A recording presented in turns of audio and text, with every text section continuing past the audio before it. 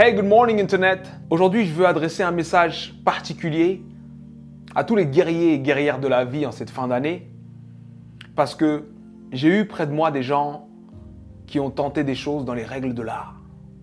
J'ai moi-même plusieurs fois dans ma vie tenté des choses dans les règles de l'art, c'est-à-dire la motivation y était, la planification y était, la foi y était, tout y était et ça n'a pas marché. Et ça arrive. Des fois, ça arrive même que tu sais que ça va marcher, tu fais tout pour que ça marche, mais d'autres choses que tu croyais là s'effondrent. Des imprévus de la vie arrivent en angle mort et boum! Des choses qu'on peut appeler catastrophiques. Et là, tu te poses la question, mais pourquoi moi? Pourquoi c'est aussi dur pour moi? Pourquoi ça m'arrive à moi?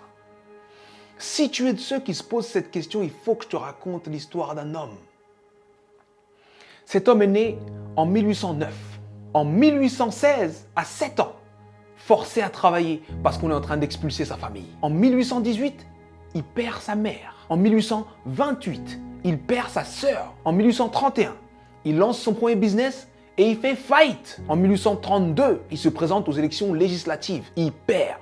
En 1833, il emprunte de nouveau de l'argent pour créer un business qu'il lance et qui fait faillite encore. En 1835, il rencontre une femme merveilleuse, il tombe amoureux d'elle, il se fiance et elle meurt. En 1836, il rentre dans une période sombre de sa vie, il rentre dans une dépression profonde. Et il reste alité pendant 6 mois consécutifs. Mais il se relève. Il se relève et cette même année, 1836, il se représente aux élections législatives et il perd de nouveau. En 1840, il se présente pour être électeur. Il perd. Et en 1842, il rencontre la femme avec qui il va finir sa vie, sa femme. Il tombe amoureux, il se fiance, il se marie et elle lui donne 4 enfants. Et il en perd 3. En 1843, il se présente au Congrès et il perd. En 1845, il se présente de nouveau au Congrès et il perd de nouveau. En 1850, son fils meurt. En 1854, il se présente au Sénat, il perd.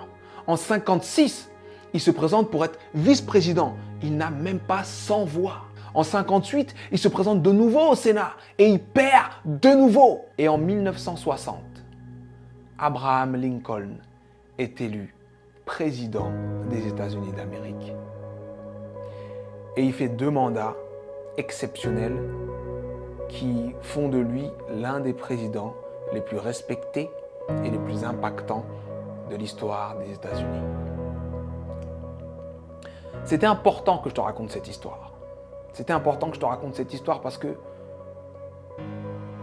on voit le héros, mais on ne voit pas les coulisses de la réussite. Il faut que tu acceptes les coulisses de ta réussite. Peu importe la difficulté, peu importe ce qui se passe, peu importe ce que tu dis, sache que tant que tu respires, ton but t'attend. Tant que tu respires, ton rêve t'attend. Et je vais te dire une chose que je veux que tu gardes dans ta tête et dans ton cœur le plus longtemps possible et que tu te répètes le plus souvent possible. Les épreuves que tu trouves sur ton parcours sont adaptées à ton potentiel. Les petits potentiels ont de petites épreuves. Les gros potentiels ont de grosses épreuves. On peut tous, dans nos vies, prendre des feuilles, noter les dates des moments les moins drôles de nos vies, les moments les plus difficiles de nos vies, et faire une liste comme celle que je viens de faire pour Abraham Lincoln. Mais sincèrement, je pense que Abraham Lincoln faisait l'inverse. Pour avancer dans les coulisses de la réussite, pour avancer face à toutes ces épreuves, il faut se focaliser sur ce qu'il y a de bon, de positif, et ce qui nous donne envie d'avancer. Donc, je sais que ça peut être dur d'être au cœur de la tourmente, ça peut être dur de perdre des gens, de faire face à l'échec encore et encore et encore. Mais concentre-toi sur ce que tu es en train d'essayer d'accomplir et accomplis-le.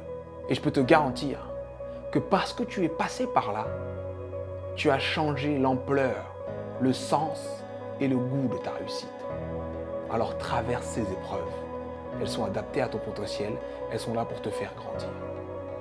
C'était Sudei. J'espère que cette vidéo t'a plu. Et si elle t'a plu, partage-la. Merci.